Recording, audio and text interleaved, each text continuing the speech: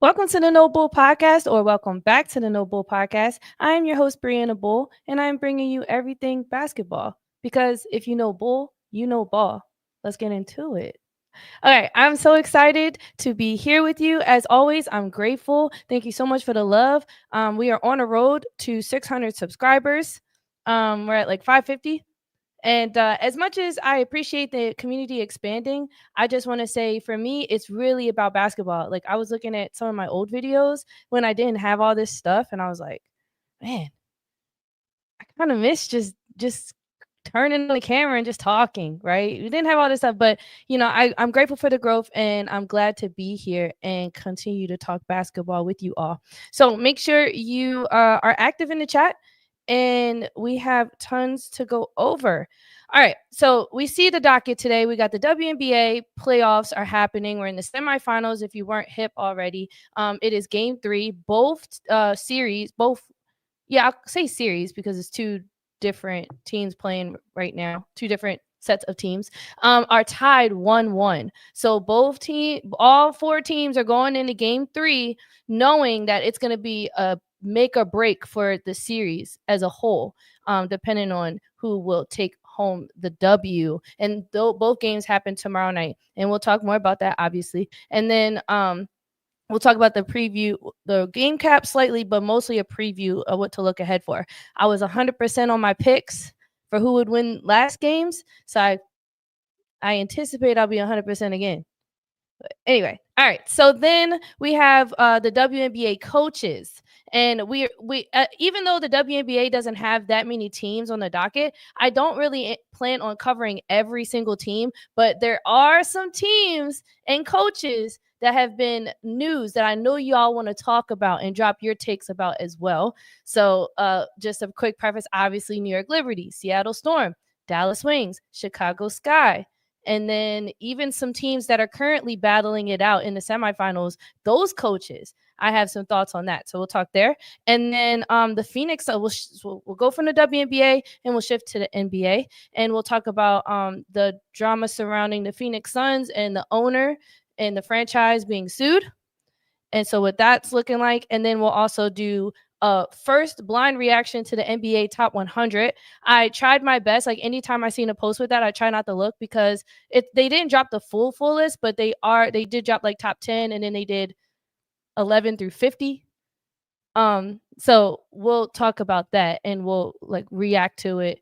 We might go through the whole 50. I don't know yet. Depends on the flow. Okay. But full docket, I'm excited. So without further ado, again, if you haven't already, make sure you drop a like, subscribe. And remember, if you know bull, you know ball. All right, let's go. First topic is the WNBA game 3. Both series are tied 1-1. Who seizes game 3? So on Tuesday, we had first game was the Mercury versus the Minnesota Lynx. And if you watch that game and you were like me, at first, you probably were thinking, okay, Mercury, you are getting blown out by 20. You're really about to get swept. Like, what's going on? Now, I did have Phoenix Mercury winning, so I was like nervous for them. But then Satu started hitting her threes. Their offense started to flow a little bit better. And the Minnesota Lynx weren't able to hold the Phoenix Mercury in the paint either, and they were able to come back fighting. And I think it's probably one of the best comebacks in WNBA playoff history. I was trying to find, I was trying to find a game that maybe compared to it. And then they brought them, tied it up in overtime with this 3 hit by Sammy Whitcomb. And then in overtime, it was pretty much curtains from there for Phoenix Mercury. Well, curtains for the Minnesota Lynx, because Phoenix Mercury ended up winning 89-83. Outscoring them 10-4 in overtime. Nafisa Kalia led her team with 24 points, but the standout person for me for this game was Courtney Williams. She had 20 points, 7 rebounds, 9 assists. So she almost walked away with a double-double, and we've seen a double-double from Courtney this season. So it was really fun to watch. She also had 3 steals. I'm going to ignore her turnovers. I'm going to ignore them. Okay, if we're going to ignore Veronica Burton's turnovers and she got most improved player, we can ignore Courtney Williams' turnovers. But she shot 9 for 19 from the field. Of course, Nafisa Collier gave everything she could. You know what was big for me in this Minnesota Lynx loss was their bench. Jessica Shepard only managed to secure 3 points. Natasha Heidman played 15 minutes and she did nothing. Her plus and minus was negative. So and the bench didn't really even see that much court time.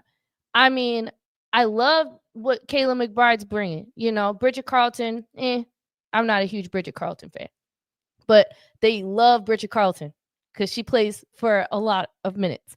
And then obviously I love Alana Smith, her on both ends of the court, obviously on defense as well. But their bench really struggled, and we all know in playoffs, if your bench is not showing up, that hurts your team. And for them to lose by 6 points, a lot of that point differential could have been made up by the bench. But I'm not going to say the bench made or broke this game specifically, but we need more from Jessica Shepard and Natasha Heidman and others if this Minnesota Lynx team really wants to make it out of this series against Phoenix Mercury. Speaking of Phoenix Mercury, let's shift into how they showed up. I loved Satu. I love her energy. This team talks crap. Alyssa Thomas is a crap talker. DeWanna Bonner is a crap talker. And Satu Sabali, she talks crap about the media, the league, the refs, the people she playing against. I'm sure the people in her life probably get some crap talk. I would not want to play Monopoly against her. She talks a lot of crap, but I love it. I love her competitive spirit. And so she ended up, and I had a ticket for her to hit 5 threes, and she ended up winning me some money. I'm sorry, Mom, I gamble. But I'm just saying, Satu Sabali, she was 5 for 11 from the 3-point, 9 for 22 overall from the field goal, and she walked away with 24 points in this game. And she almost had a double-double because she had 9 rebounds. I really enjoyed watching her play. And even though Copper didn't get so one of the things I said about Phoenix Mercury needing to win was DeWanna Bonner, Sammy Whitcomb, and I was in Westbelt, just other players taking off the pressure. And Satu, I needed them to take pressure off of Copper because Copper and AT were just trying to hold it down way too much for them. And not saying that Copper can't carry a team, but it's not necessary for her when she has all-stars around her, i.e. Satu. So although she only had 8 points last night, she had this big 3 in the corner that she hit in the fourth quarter that helped them make that push to tie it up at the end, and then for them to make it over to win in overtime. So I really enjoyed watching the Phoenix Mercury play. And one thing about the Phoenix Mercury is they're going to stay true to themselves. Sometimes it could be to their detriment, but the other night it ended up working in their benefit, and it was really fun to watch. So that game was great. I won some money off of it, so it's even better. And I was right. I love saying that. All right, let me stop. Now, looking ahead, because we're going to stay in this series, and then we'll move on to the Indiana Fever and Las Vegas Aces series. But I think what Game 3 looks like now, it's back at Phoenix. So Phoenix winning at Minnesota Lynx was huge for them because now they're going to be back at their stomping grounds. And because the Minnesota Lynx are so good, I do think they're going to win this game. They're going to win Game 3. What we saw from the Phoenix Mercury was them hit their shots. If they continue to hit their shots and continue to play with the grit and the hustle that they have, then absolutely. But do you see how much they had to give just to beat the Lynx? Does that make sense what I'm trying to say? They had to give. They had to be almost darn near perfect every play just to beat the Minnesota Lynx. So that is where I'm looking at this. As much as I'm glad that they won and I said that they were going to win, despite all the odds they did, I think that Game 3 is going to go to this Minnesota Lynx team. And I'm going to stop there because I want to see how this game goes before I even start talking if this is going to go to 5 games or not. I'm not sure in my spirit yet, but I know for sure watching that Game 3, the Minnesota Lynx are going to come back and beat them. So that's what I got going for that. I want to pause for a second and see what the chat has to say. And we'll go from there. I see all my faves in the chat. Mercury was in a situation to where they had to win that game. Absolutely. I don't know what the odds are. If anybody can look that up or find what are the odds, because this is like a 5-game series, and what are the odds that if a team were to lose 2-0 in the first 2 games, what are the odds that they win the series in the WNBA? I'm very curious to see what that looks like. But I agree. I think they had to win that game. They did win the game. At least it's going to go to game 4 regardless. And me as a fan, I'm grateful for that. I just want to watch ball. So if every single series goes to the final game allotted, I would be happy. But yeah, let's see what else. Tulip, welcome Tulip. We got the links choked.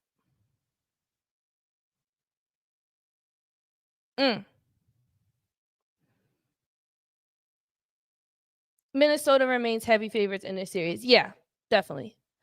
And just I don't see, that's what I'm saying. I feel like they're probably gonna end up winning this series, but again, I really want to see game 3. So let's move on to the Indiana Fever versus the Las Vegas Aces and talk about what that game looked like. So and again, I called that again. So I said that the Aces were going to blow Indiana out, and blow them out. That is what they did. They won 90-68.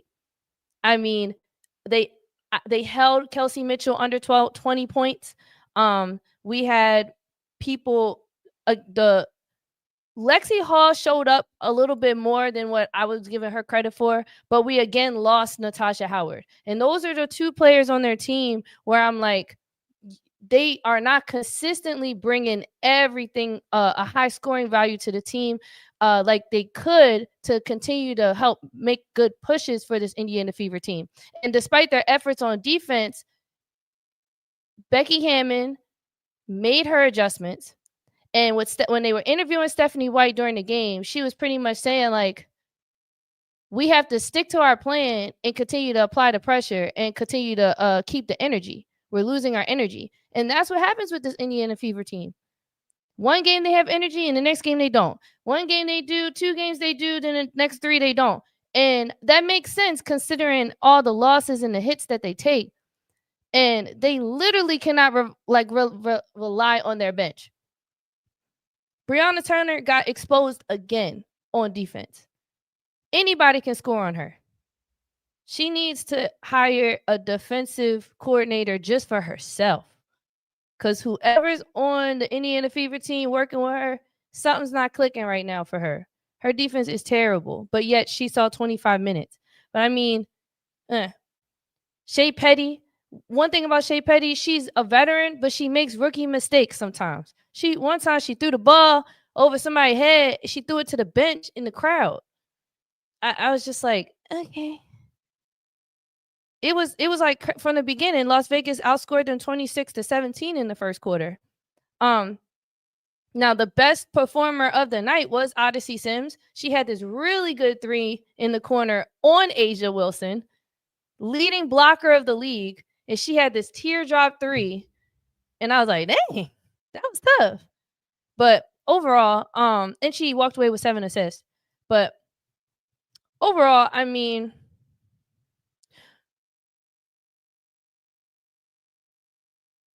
was that first game Indiana the only win Indiana's going to get? I can't wait to see how they play at home, because I think there's more pressure on the Las Vegas Aces to show up and make things happen than it is for the Indiana Fever.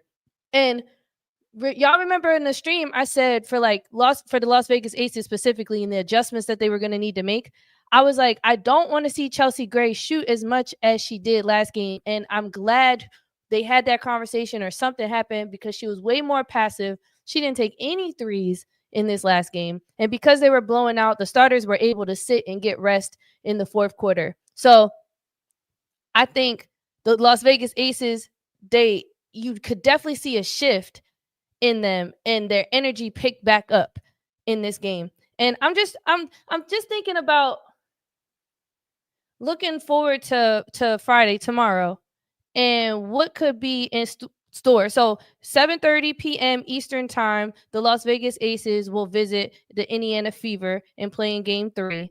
And then we have at 9:30 p.m. the Minnesota Lynx will be at Phoenix Mercury, and they both are going to be on ESPN too. So I want to just look real quick.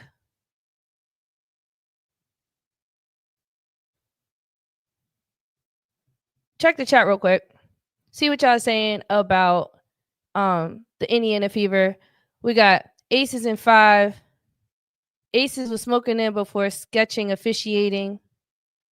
The officiating was terrible in Game 2. It felt like they wanted Vegas to win. And I think Becky Hammon made a comment about the officiating maybe post game. I saw that somewhere, that Becky Hammon said something about the refs. And matter of fact, I want to pull that up, because she said something about the physicality and how the officials were making it dangerous. That's pretty much what she was hinting at. And she was just like, she gets that her team, like, she's not saying like her team shouldn't get called for certain things.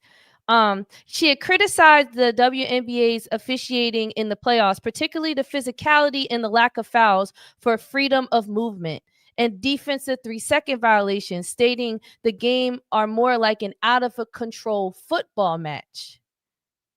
She noted that the level of contact allowed would lead to fights in the NBA, and that the league's point of emphasis on freedom of movement is not being enforced, making games maddening for coaches.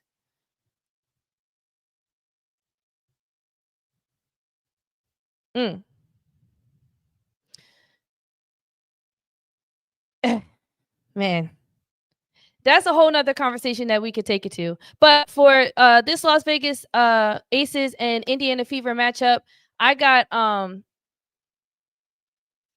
we got a Fever fan in the building.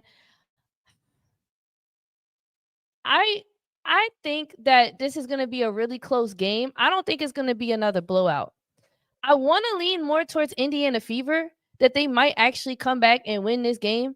Especially if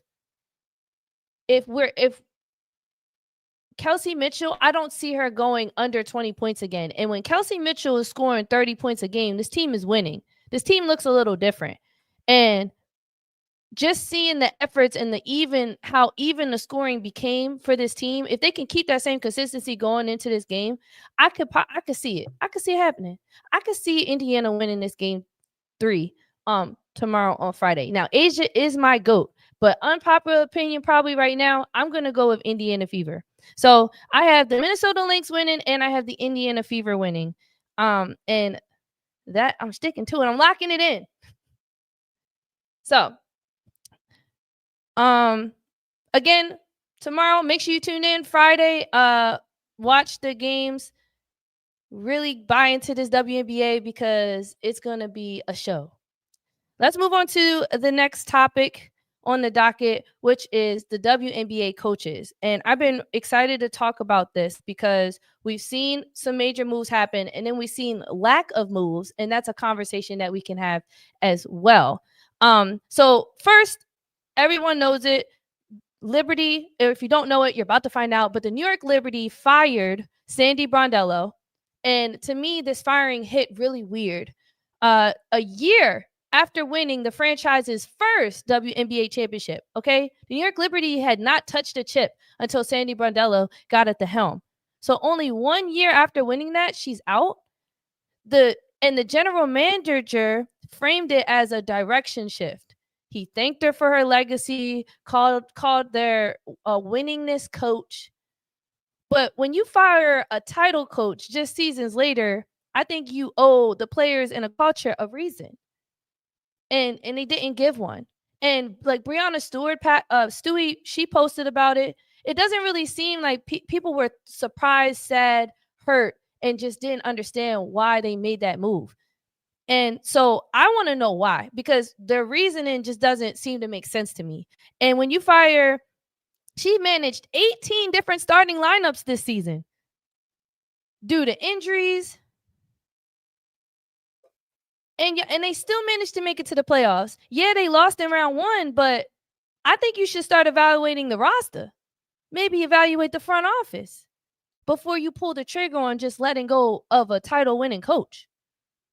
I just felt like the move was hasty, and I don't think the message that I just don't think it was the best move for the team moving forward. And I'm curious to see if New York Liberty could sustain a top 5 in the Eastern Conference team moving forward next year. I'm really curious to see what's going to happen. And I don't personally think they'll be done with their rebuild or their shakeup, but the efforts that they've already began to make have baffled me, and I'm not a fan of it at all. So, what was the reason? What was the real reason?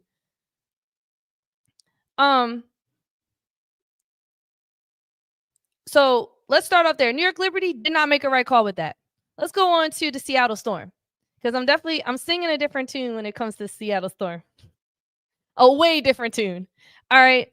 The only thing that upsets me about Noelle Quinn's firing is that she was the only Black female coach in the WNBA. So Black and a female. So that's the only thing that kind of upsets me about the firing, because now that just doesn't exist within the WNBA and right now. So that's the only thing that upsets me. But the Storm chose not to renew her contract. And I felt that was more aligned and makes a lot more sense, because and they gave a reason. There wasn't no thank you for your service, Noelle. It was like, no, we want to find a new identity. That was their reason. We believe that it's a new identity. And I think Noelle, it was a long time coming, and they probably would have made the move earlier. And the front office was probably surprised to see the Storm go as far as they did, considering all the accusations that was flying in the locker rooms, behind the scenes, the culture shift, the players not getting along. And you saw it was like a dark cloud, not to be ironic because it's the Seattle Storm, but it was like a dark cloud, a brewing in that culture, in that system. And you saw it translate into the court as they tanked in the rankings week after week after week. So I mean, despite all the scrutiny that she received, she still built this reputation that she's a coach that's willing to like connect with the players and really be there for the players first. So I don't want to knock that about Noelle, but her leadership just wasn't, her presence probably in herself was good, but the leadership with the people under her and then the team, it wasn't working out. It was like something's wrong here. And it really started to show. And I think the franchise did what they should. They recognized when a change might shake them upward, not downward. So I think this was a good move by the Seattle Storm, and hopefully they get a nice reset. And I'm curious to see if they're going to stop there, or they're going to do some shakeups with the players as well. Maybe we'll see Erica Wheeler either leave or get more of an opportunity. Maybe we'll see Dominique Malonga become more improved as a player under a new coach. Maybe we'll see Brittany Sykes start fitting into the system a little bit better. So I look forward to that. Now, so those are the two coaches that are for sure out. Let's talk about teams that had losing records but decided to keep their coaches. Let's start off with the Dallas Wings. Now, this might be an unpopular opinion, but I don't think I've seen a lot of reports about the Dallas Wings coach, and a lot of comments and a lot of people saying that they think he should get out of there. His name is Chris Kokalanes. I don't know. I just know his name is Chris. And he previously has served as the assistant coach for the Connecticut Sun, the Los Angeles Sparks, and even for USC. Shout out to Juju. So he has served as an assistant coach. This is his first head coach position for the WNBA. And the Dallas Wings had the worst record in the West, just on top of the Suns. So the Suns had the worst record, and then the Sun. Well, it wasn't in the West because they don't have conferences. But I look at it like they're on the West Coast, so they had the worst in the West. So for Chris, I think the team had a lot of talent, and there was times that they won games that they should not have won, or at least on paper they shouldn't have won, and they did. And he has the Rookie of the Year page. He has other key people, which we'll get into a little bit. But I'm saying like they made really smart trade decisions and they have securing the first round lottery draft pick for next year, and like they got rid of some older people, and I think even Arike is going to be on her way out of there. But for him, I don't think he has what it takes to take them to a championship, but I don't think he's like a terrible coach where it's like, yeah, fire him. But I do agree, like if they give him one more year, it's not like they're going to be a title team in the next year. So giving them one more year won't necessarily hurt them. But if they wanted to get someone in there early, that would make sense too. I would just say give them one more year. Let's give them one more year, see if they at least get a winning record, make it into the playoffs. We know if they don't make it into the playoffs, it's going to be his last year. But I don't think we should just like cut his off with his head right now. I don't think so.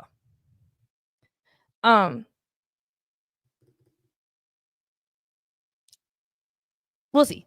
Let's move on. Now this one, Tyler Marsh with the Chicago Sky. Who is calling the shots in the Chicago Sky? This one really frustrates me because Marsh's system, the culture, the plateau, nothing has leapt forward at all. The offense looks stagnant. The defense identity is murky. And in 2 years, you had 2 top 5 picks in the WNBA draft. And neither player has lived up to what they're supposed to be. And let their fans tell you it's the coach, it's the system, not the actual player. So here I am. I'm identifying the route that some people are claiming is the reason why Angel and Camilla are not better. But I will get on board with this sentiment that yes, Tyler Marsh is for sure responsible for this team's downfall and the team lack of growth. And I am shocked that he is not fired. Are they waiting or it doesn't look like it. It looks like they're good. He's good to go. He's going to get another year. It grinds my gears. I think franchises that lack complacency like that, they start to lose legitimacy. Like y'all are literally positioning yourselves to be the laughingstock over and over and over again. Y'all, as the Chicago Sky front office, you're positioning this team to be a laughingstock, keeping Tyler Marsh at the helm with 2 losing seasons like this. Are you serious? Like, are you for real? Oh my goodness. The fans deserve better. I'm just saying. I'm not even a Chicago Sky fan. If you are, you deserve better. Let's see what the comments say. All right, the chat is lit. Check the chat. Welcome. Welcome, everybody. Welcome to my returners. Welcome to the new people. Glad you're here. Someone said, if Seattle can somehow get Sandy, they fire. I think Sandy, her coaching isn't done. I mean, I wouldn't be surprised if a WNBA team picks her up. Even one of the new ones. So that could be cool. I think it's a Portland team is coming next year. The Toronto Temple. Oh no, a Toronto team's coming next year. Toronto Temple, and then there's another one. There's 2 more teams coming. It's the Toronto Temple, and then I think it's the Portland. I'm not sure what name theirs. I gotta look that up. Forgot.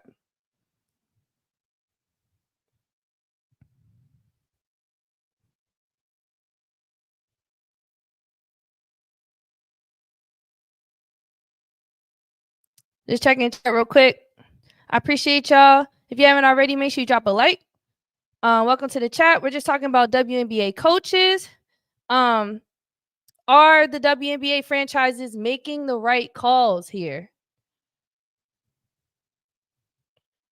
The Portland Fire. Thank you, Tulip. So Toronto, maybe Sandy can end up being the head coach for the Portland Fire or the Toronto Tempo.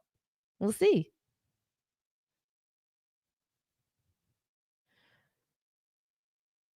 Now, since we're on the topic of the Chicago Sky, and Angel Reese is someone that is oftentimes talked about. If Angel, she still has 1 year left in her contract, but she even declined to do her exit interview, her and Ariel Atkins. And we saw, all the drama that happened, and we talked about that. I am curious to see if Tyler Marsh does stay and Angel leaves, what the team will look like. Because this is, and here, bear with me, because this is another theory. Because what if they're bringing Tyler Marsh back because from a front office perspective, they looked at the players and were like, yeah, it's the players that aren't doing well, not the coach. Because we know that there's some instances where that happens. And in this instance, this is what happened. Typically, I think we see it's like the players don't do well, so it's the coach's fault. Let's get them out of there. But the Chicago Sky believe in Tyler Marsh. He got hella pull. And they're probably looking at it's the players are the problem. Let's get him some new Angels, right? Let's get him all new players and even get her out of there. And then maybe we'll start to see some improvement. Could it be? This is just speculation. I'm just trying to figure out why the hell you fire Sandy, but you're keeping Tyler Marsh. What are we doing? What are we doing? Oh my goodness. Brandello won't make the mistake Quinn made by sitting Malonga too long. Mm-hmm.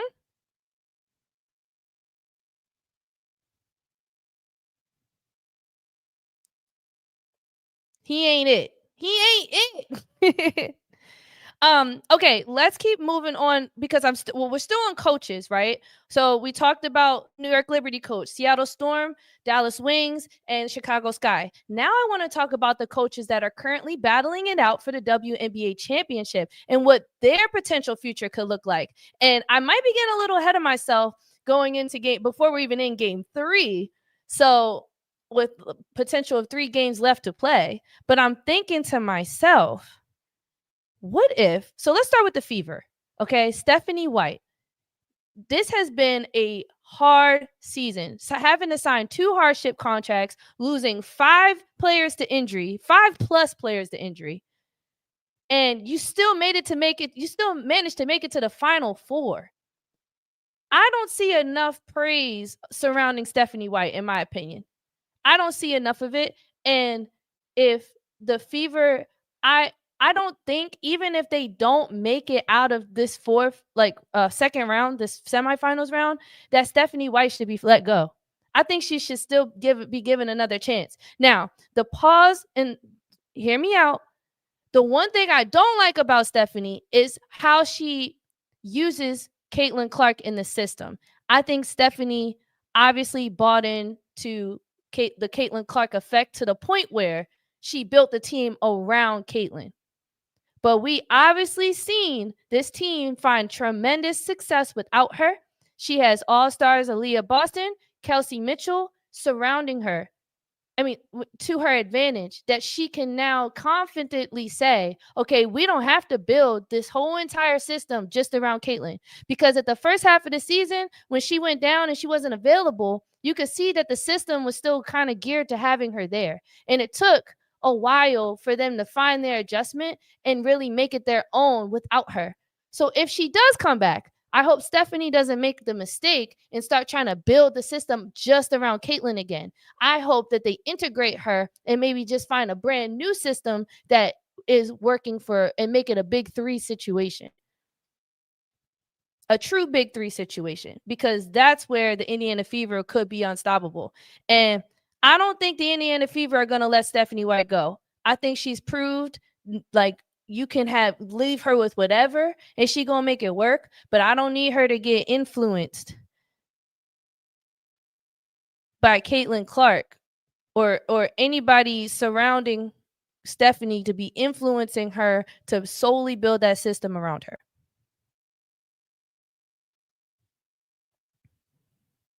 I think they deserve continuity and she's earned trust. Now, on the flip side of this series, because I said I wanted to talk about the coaches that are currently in here, and I want to talk about the Las Vegas Aces and Becky Hammon. I love me some Becky Hammon. So I'm being a little biased right now, but I love me some Becky Hammon. Okay. And I don't know what she's been telling her team in the turnaround season that they had, but I need whatever speech she has, I need her to write a book about it so I can incorporate it into my future speeches. Because she's doing a great job. Now, here's the thing though. If they do not manage to make it to the finals, and if they lose to this Indiana Fever team, I think Becky gonna be out of there. They gonna get rid of Becky because there ain't no way you got the best woman basketball player this generation has seen, the GOAT, the four-time MVP on your team, and y'all lose to the Indiana Fever. Oh Lord, Becky ain't gonna see it to next year. She's not gonna see next season, y'all. She's not gonna see next season. So I feel like if that's one of my thoughts. If Becky Hammon and this Las Vegas Aces do not survive this series against Indiana, it's curtains for Becky. Curtains. Don't be surprised or shocked or hurt when you see Becky gone. They could choose to protect her legacy. That could be very well possible. But if they don't manage to, even if they don't win, I think it might be a wrap for her. Because I'm just looking like they would have to win. Because I think they've had a great legacy, back-to-back champs, stuff like that. But I'm thinking to myself, it's like one of those situations. If they don't get it right this time, then they know it's all right. It's time to change this up completely. They've seen a lot of continuity and they've added some new pieces along the way, but it's definitely this is going to be it for this team and for Becky if they don't get it right this year, for sure. So a lot of pressure going on. Cheryl Reeve, she got that clout. She got the most championships as a WNBA head coach. She has the most under her belt. I'm not even going to really entertain that one or the Phoenix Mercury coach. I don't really got too many words for that. Thinking about all the other teams in the league, just real quick before I wrap this segment up. Just to touch base, and I wanted to highlight like the big teams, the big lookouts, but teams like the Golden State Valkyries, of course not. Natalie just got Coach of the Year. She's kaput. She's good for a while. And then the Washington Mystics. I don't think so. I think they're good. The LA Sparks, shorty good. Connecticut Sun, we don't really gotta talk about that. So let's move on. What are y'all thoughts though before we do move on? Oh, right, and Semesco for the Atlanta Dream. I would not mind him. I mean, everybody really likes Semesco. I don't, but again, unpopular opinion. I'm not a Semesco fan at all. I think he's overrated as a coach.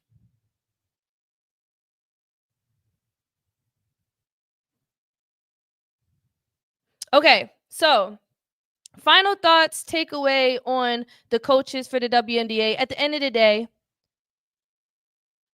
they do hold a lot of the blame. They do carry a lot of the weight, and they're judged for decisions that are made throughout the year, right?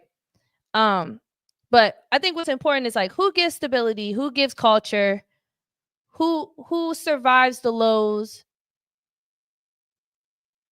What I want is clean exits and transparency. The Liberty lacked transparency in why they decided to make that decision with Sandy, and I don't appreciate that as a fan. I want to know why y'all doing what y'all doing. I feel entitled to that information. I do. Because I don't understand why you wouldn't want to be open and transparent about it. You see what I'm saying? So I just want them to continue. Franchises and the fans should demand clarity. We paying to see these teams play. We want to know. We want to know what we paying for. It's not just the money that goes to the ticket. We putting money in y'all pockets. We want to know why you doing all the stuff that you doing. So, all right, let's move on. So we're shifting from the WNBA and we're going to move to the NBA. And again, start getting used to this. I know my fans, a lot of my audience, I think, are WNBA fans, but NBA is really like when I started this channel, it was NBA. Like if you've been with me since the beginning, I talked a little bit about the WNBA. I'm still kind of new to the WNBA space, but basketball has a special place in my heart, and the NBA specifically is what I love to talk about. So when I saw this news about the Phoenix Suns owner, I wasn't excited about what was happening to people's lives. Like that wasn't it. But I was like, oh, okay, good. Some good, solid NBA content to discuss with y'all. So let's talk about it. So unfortunately for the Phoenix Suns, the off-court drama is probably the heaviest load that they're going to carry this year. I'm shading the Phoenix Suns because I look at them and I see no hope. Free Devin Booker. Free that man. The Suns organization is now facing a stack of lawsuits, former employees claiming discrimination, retaliation, wrongful termination. It's a lot of allegations, a lot of lawsuits, a lot of things happening, and we're going to run down each of them and the timeline of it. If you aren't familiar, maybe you were reading because the article was so long and it's so much information. I was reading it and I was taking notes. I was getting stressed out, and I'm not a lawyer. All right. Some of the terms, I was like, okay, like I need this to be in layman's terms, something that's digestible, please. But there's even minority owners suing the Phoenix owner, Mat Ishbia. I'd be butchering people's names, but his name's Matt. Matt with one T, by the way.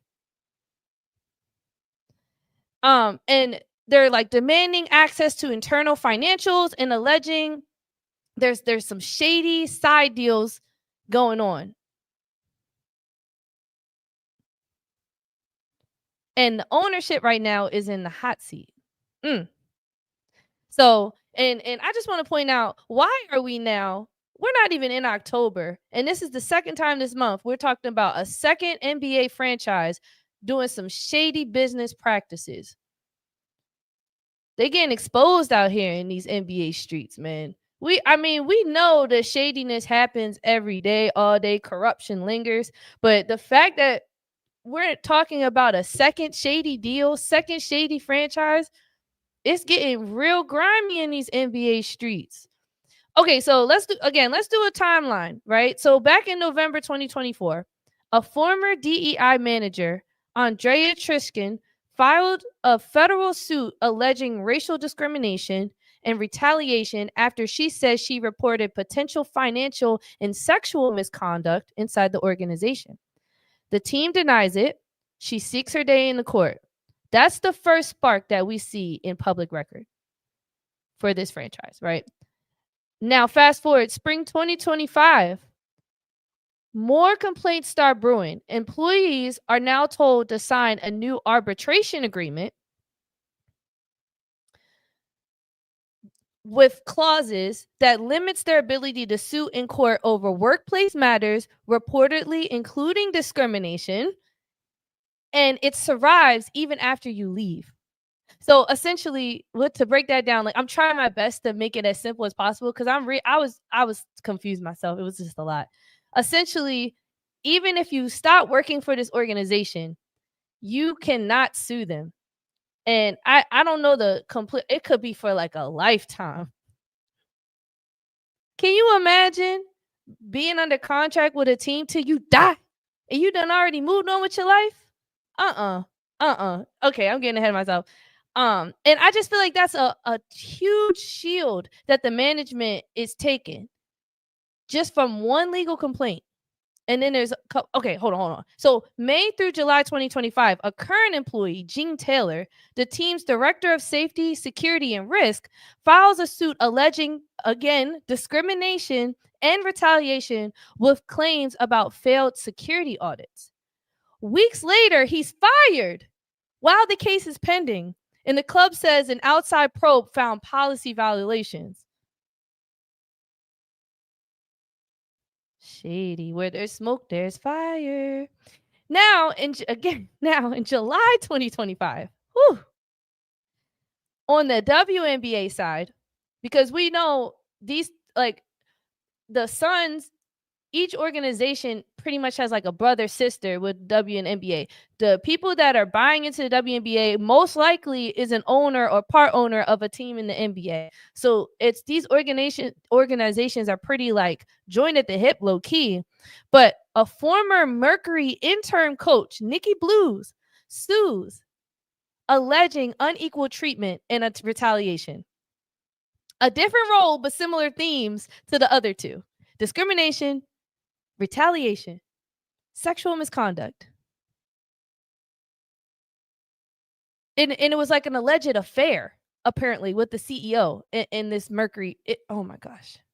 It's crazy. So then in late August of 2025, so like the newest filing, there's minority owners in the Phoenix Sun, and they file in Delaware to compel access to financial records, saying they've been stonewalled and want to examine spending, capital calls, and possible side deals.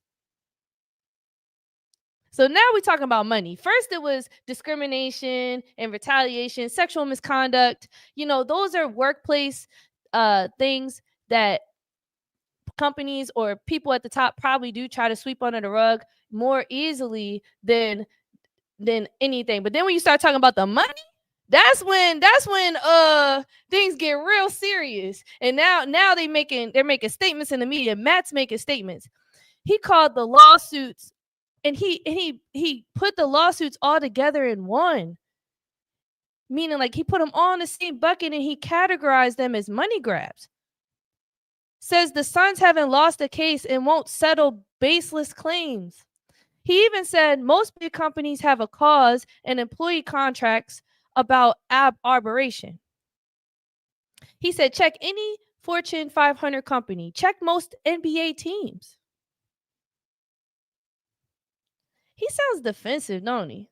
He don't sound like an innocent man. He sounds like a man who got something to hide, and he's getting upset that he's getting exposed. And he's not coming like openness, like, we have nothing to hide. I'm appalled. Wow. Well, we're happy to get this handled. I'm sure it's a big misunderstanding. He's like, nah, this happens all the time. These are baseless.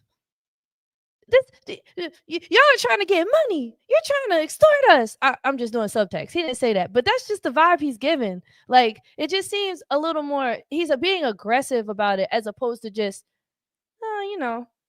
I mean, I guess if all of it wasn't true, my thing is, it's different people, different roles, different types of people doing different jobs, different instances. It doesn't seem to be like just baseless complaints. It seems like a pattern. And there's some shadiness going on in the organization. Y'all been losing. Y'all been a losing team. Y'all have not been doing nothing for years. Y'all have not been doing anything. That's because you're in the background doing stuff you're not supposed to be doing. All I hear in the subtext of all of this, whenever Mat Ishbia is talking, all I hear is like, we're protected, we're going to fight this, and we'll win the court because we got the money, we got what we need. We haven't lost yet, so we're not going to lose type of thing.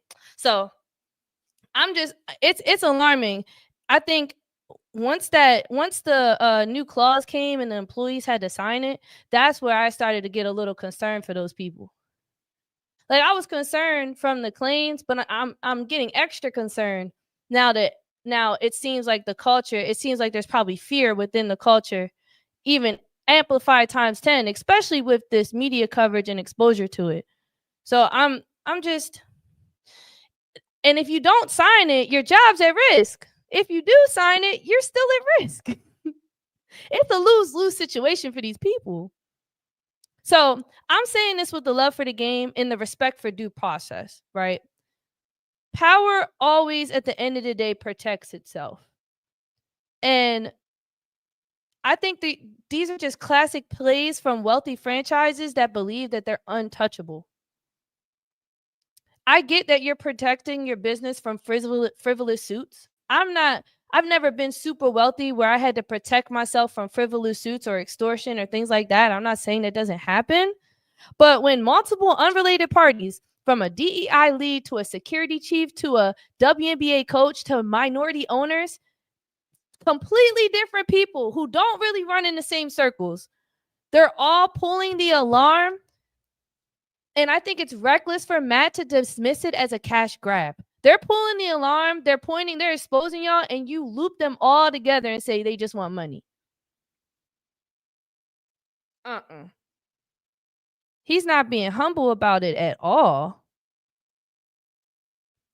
I mean, I understand we're in post Me Too era when there was a huge Me Too era, and now we're in the post Me Too era. But I'm not gonna deny, I'm not gonna look the other way. Me as a viewer, as a watcher, and I hope that something good comes out of this, or just I wonder. I don't hope for anything. What I want to see is more transparency, but I also don't want to see the NBA. It's weird for me. It's like I want to rid the NBA of these bad, shady deals that's going on behind the scenes, but I also don't want my beloved league to be looked at in this light. I really don't. Like, let's make it about basketball. It's like I want people to get exposed. I do. But I'm also like, man, I don't want to see it. I don't want to see it. It's too much. It's just too much. Bottom line, I think these top tier owners, or when I call them top tier owners, just these owners that make a lot of money and move how they move and say the things that they say and do the things that they do, they need to be held accountable. I want them to be held accountable. What I don't want is this to stain the league and its reputation. But the league hasn't been looking too good lately with that. Let me see the comments.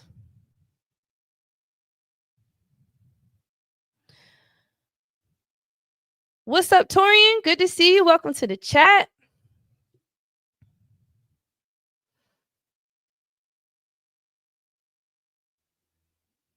Just checking the comments, seeing what's going on. If you haven't already, make sure you drop a like. Make sure you drop a take, comment. We want to hear your voice. We want you to be a part of the conversation.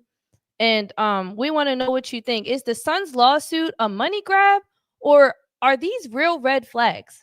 All of the instances that I described to y'all briefly, because it's a lot to digest.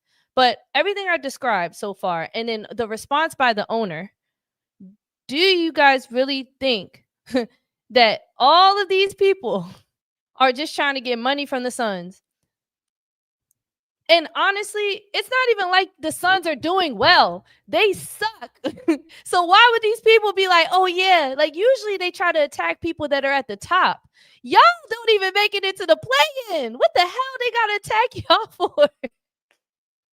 Y'all are trash. Just saying. Like, this is like, come on. Yeah. Well, great conversations, great thoughts. I'm gonna keep my eye on it. Let's keep moving on. We're about an hour in. I appreciate all the time we spent together. Just remember, if you know bull, you know ball. And let's move on to the next topic, which is the NBA top 100, which the full 100 isn't what we're gonna go over. But anyway, we're gonna talk about my first reaction. Is gonna be my first reaction to the list. And I would love to hear what you all think too. And then we're going to discuss the 50, what was it? What did they do? 11 through 50? And this is them as in ESPN. So ESPN dropped their rankings, and they did NBA 2025 rankings for the top 10 players in the league. That was one article. And then they dropped the top 50 to 11, numbers 50 through 11. So they go from 50 to 11 players in the league. So let's do that first. We're gonna do my first time real reaction to this. So here we go. Blah blah blah blah blah blah. Starting at number 10, Jalen Brunson. I like it. I don't like it. I love it. Jalen Brunson better have made the top 10. He's one of the best point guards in the NBA. And one of my favorite things about Jalen Brunson is obviously his pull-up game, his ability to score. He uses his body so well. And it's not that he's quick. Like, I'm not going to take away from his quickness, but it's the physicality. His ability to get to the free throw line. It's like anybody who's guarding him is at risk of getting in foul trouble. And he shoots very well from the free throw line. And he gets into the paint every time. Every time he's in there, if I'm playing, if my favorite team's playing against the Knicks and Jalen Brunson's getting into the paint to shoot, I'm holding my breath like, yeah, that's going in. Or yeah, that man's about to get fouled. No, if it's down, I want the ball in Jalen Brunson's hands. He's a great guard. I love this. Top 10. I want to see the rest of the list so I can see, like, do I really want him to just be at 10? So him and it's taken, he's been playing this well. He played well on the Mavericks, but he's been playing well for the Knicks the past 3 years. And I feel like they were selling him short for a little bit. And like they wasn't giving this man the respect he deserved. So it's starting to see like people are starting to respect him even more. And I don't see that slowing down. Okay. Let's keep going. Kevin Durant at number 9. I'm not surprised. And if they're going based off of this year with the Houston Rockets, I'm curious if they made this list before or after Fred VanVleet went down. I'm very curious. Not saying it would change KD's rank or anything, but the Rockets having such a good season last year and then getting KD obviously excited everybody, excited me. Kevin Durant is one of the best basketball players, one of the most pure scorers ever. So him at number 9 isn't that much surprise. I won't stay too much on it. LeBron James at number 8.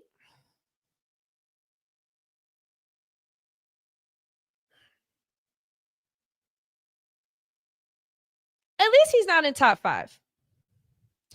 But I think it would have been a huge conversation. The fact that he's in his 20-something season, 23 seasons, and he's still in the top 10.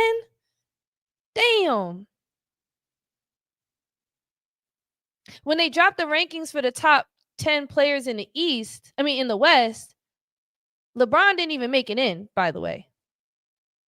So he was like an honorable mention. I don't think he made it in the top 10 players. Did he? I don't think so. From what I remember, I don't think he did. But LeBron James at number 8.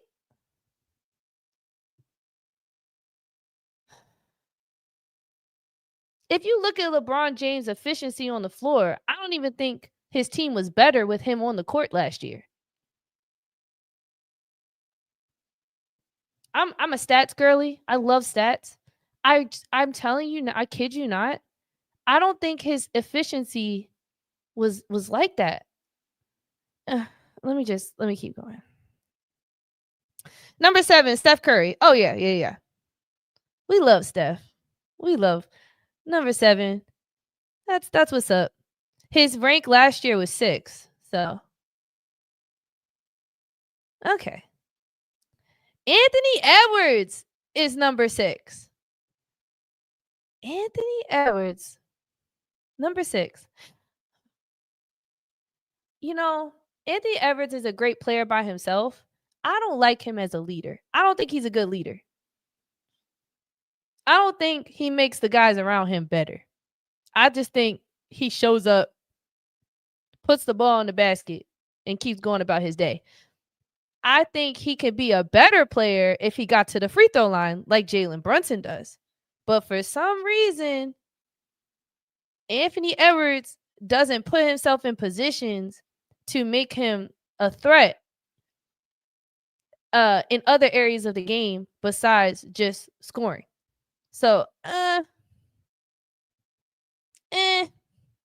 really a fan. I'm not a fan of Anthony Edwards, but I'm not denying how good he is. But number 6, okay. Okay, top 5. Victor Wembanyama at number 5. Okay.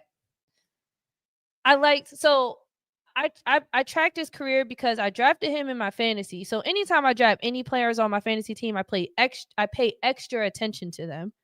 And his rookie season, I took a risk. So I had him and Joker on my team at the same time. And it was kind of unstoppable with those two. Because, well, at first, Wemby wasn't doing well. He was only playing like 20 minutes per game. But then towards the middle to end of the season, we started to see his minutes rise. We can't really talk about his sophomore season because, he was out the entire time. Well, his first year pro. So there's a rookie season and first year pro. So this would be his second year pro. And we'll get to see him hopefully not get injured. But in his first year pro, in his rookie season, he demonstrated that his teammates took a while to figure out how to lob him and get him the ball in the paint at the right times. And then you started to see him gradually work out of that, and you started seeing him more on the 3-point line. And I was like, And you even see him sometimes push the ball up. He was pushing that thing.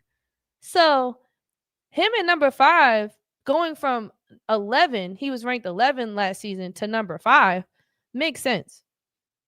Him in the top 5 makes sense. I think he's going to be a phenomenal player. Okay. And his blocks were crazy. And in fantasy, blocks are worth a lot. Okay. Anyway. Number 4, Giannis. Yes. The Greek freak, he's going to stay at number 4. And we're just going to keep going. He gives so much to the game. I love him. They got Luka Doncic at number 3. Okay.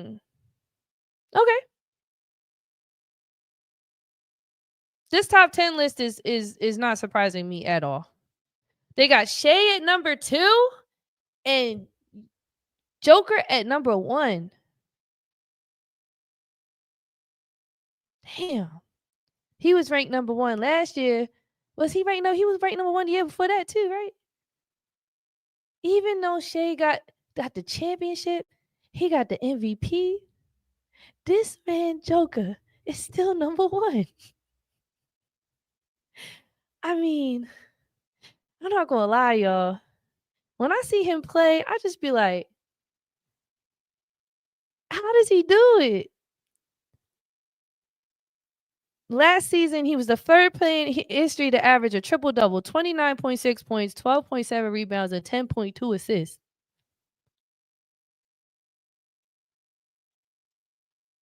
And a lot of critics and a lot of people say the only reason Shea won the MVP last year was because his team played better than the Nuggets. But if the Nuggets probably were number 2 or even sitting number 1 in the Western Conference, bro, Jokic would have won that joint again, bro. There's no way.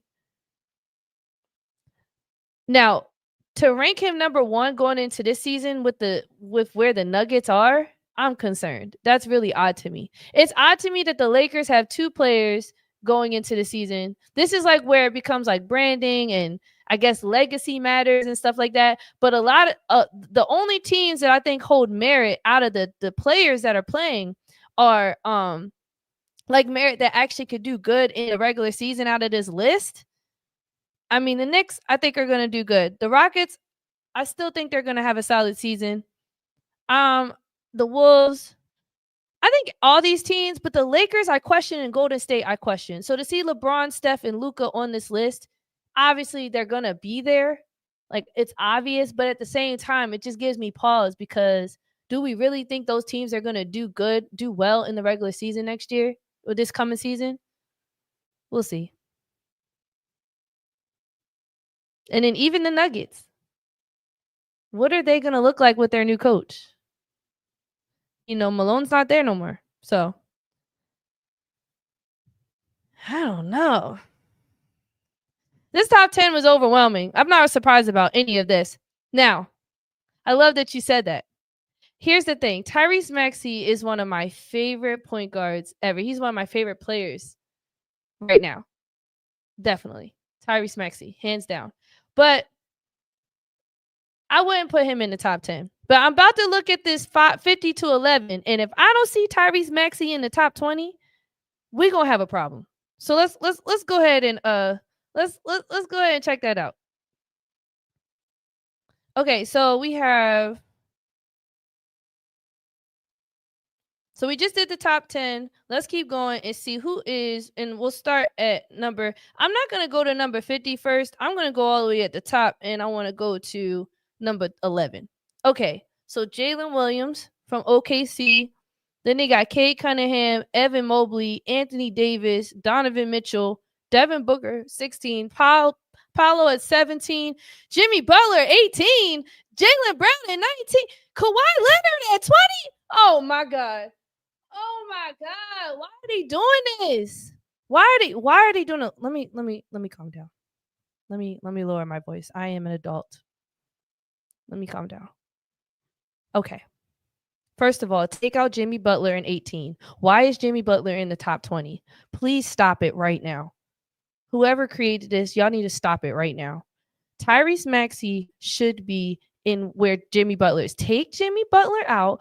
Jimmy Butler was ranked 28th last season, and you're telling me he dropped 10 spots?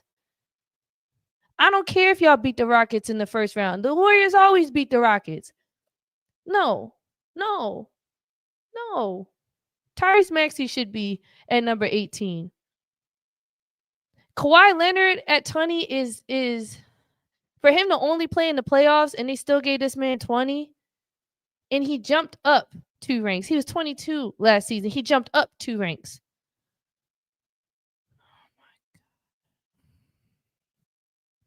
They don't even, I'm looking, oh my God. Tyrese Maxey is number 28. He was ranked 19 last season. They dropped him to number 28. Are you serious?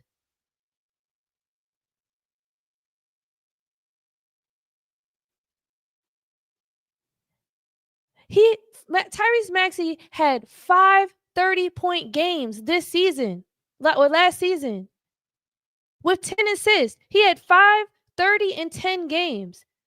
That's tied with Allen Iverson for the franchise. What are we doing? And y'all dropped him. What are we doing? See, he gonna make Tyrese is going crazy this season, and he gonna make them. He gonna prove them wrong, man. And they got the old jerseys back. They got the black jerseys back. He's ready to go crazy. No way they put Tyrese Maxey at 28. They got Trae Young at 29. Scotty Barnes at 30. I like that. Top 30. That's not bad. Top 30. That's not bad.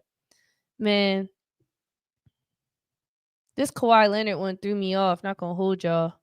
They got a lot of stock in Evan Mobley. He made the top 10 on the Eastern Conference too. And if he stayed, he went from rank 47 to 13. So if he stays healthy, sure. But we've seen Evan Mobley sit out in a season quite often. But the Jalen Williams and Cade Cunningham at 11 and 12, they absolutely got that right. Absolutely 100%. 1,000% got that right.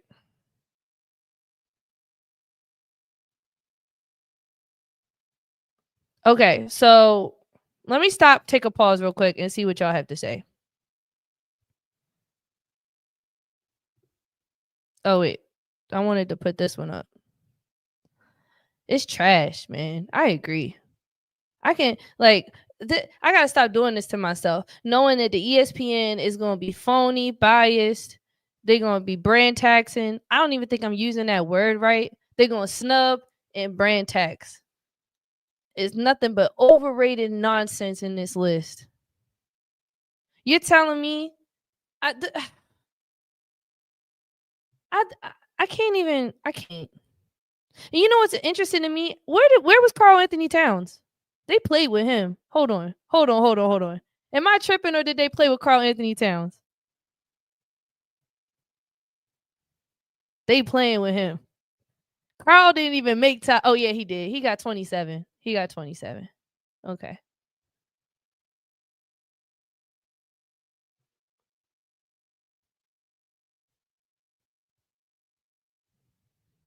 Then they got De'Aaron Fox at 35.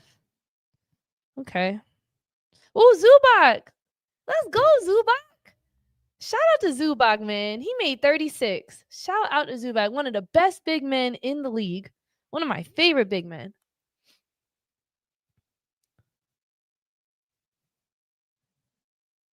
Y'all think Aaron Gordon is better than OG Anunoby? Question mark.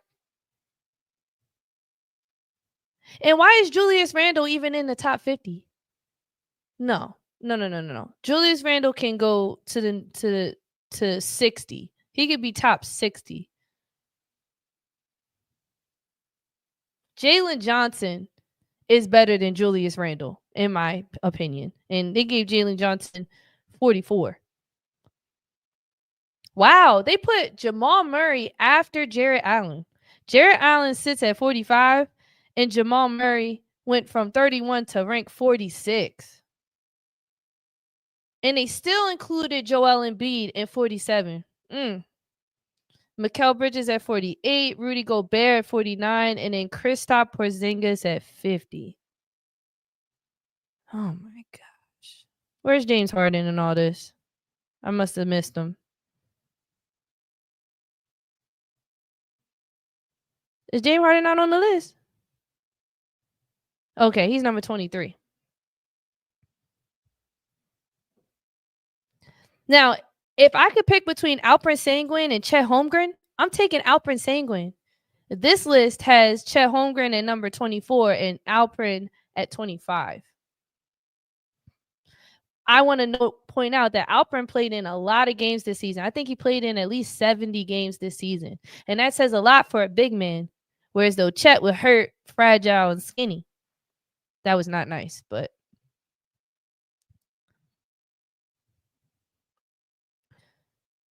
damn, man. I think Tyrese Maxey is better than Derek White. Tyrese Maxey, I'm looking at all the people that come before Tyrese Maxey. Bam Adebayo is sitting at 21. Now, hear me out, because I think the position that he took for the Heat he dimmed his light a little bit, and I don't think he was shining as a player that he could have. And I think he didn't even I think the team as a whole gave up on the season, so he just wasn't really giving it his all or showing up the way he could. But I would absolutely, because he's a center and Tyrese Maxey is a guard, I'm not sitting here trying to compare and say like who's better and who's not better, but I don't think Bam should get 21 while Tyrese Maxey gets 28. It's just absolutely not.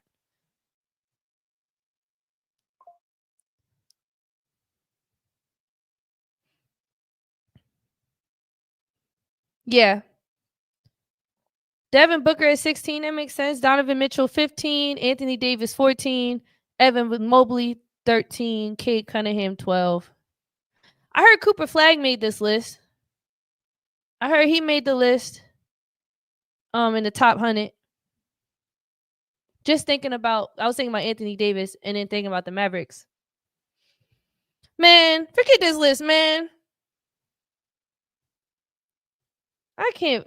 Let me see the stream.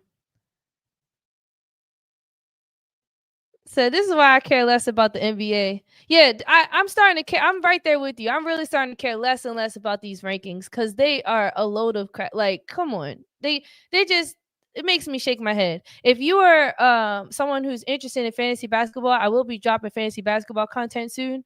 Do not pull up lists like this to determine anything. I'm telling you right now, the season is not going to go how any of us could ever anticipate it to go. Trust me.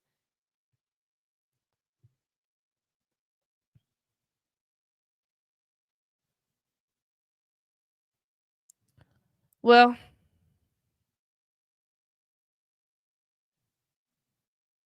I will say, just looking at this list, it got me excited for the season.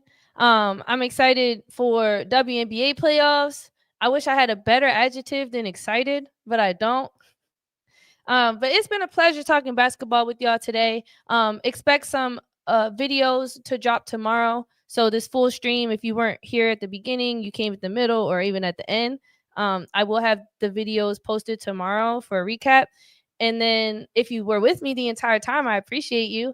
And thank you so much. We're on the road to 600 subscribers, so please share the stream. I've been trying my best to market, but I don't like it because to me, this isn't a business. This is just a place where we talk basketball. So I really love it, though. I love the conversations we've been having, and grateful. I hope y'all have a great rest of your evening. Thank you so much for tuning in. Make sure you catch the WNBA games. Oh, check me out tomorrow night at 7:30 Eastern Time on Man Down Sports Panel, and I'll drop the link down below. I'll edit my description. But Man Down Sports, I will be on the Friday night panel, and we will be talking about an array of topics regarding NBA basketball and WNBA basketball. Hopefully, I'll try to make some of that happen. And then, super surprise, be on the lookout for another special surprise from me coming soon, but stay tuned. And I'm really excited about that. There's a lot of things happening for No Bull in the community. Okay? So just remember, if you know bull, you know ball. And I will catch y'all next time. Have a good night.